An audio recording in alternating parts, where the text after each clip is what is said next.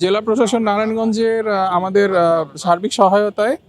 এবং আমাদের জেলা পুলিশের সহায়তায় আমরা আজকে চাষার মোড় সংলগ্ন আমাদের যেসব ফুটপাতগুলো অবৈধ দখলদার মুক্ত হয়েছে সেগুলোতে আমরা আজকে ভ্রাম্যমাণ আদালত পরিচালনা করি এবং ভ্রাম্যমাণ আদালত পরিচালনার সাথে সাথে আমরা যেসব ব্যবসায়ীদের পাই তাদেরকে আমরা আজকে একটা অর্থদণ্ড করি এবং তাদেরকে সতর্ক করা হয় যাতে তারা ভবিষ্যতে আর এভাবে যাতে ফুটপাত দখল করে মানুষের যাতে কষ্ট না করেন এবং তাদেরকে এটাও সতর্ক করা হয় যাতে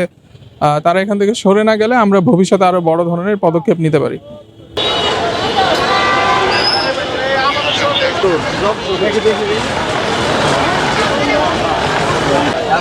মশার কয়েল আপনি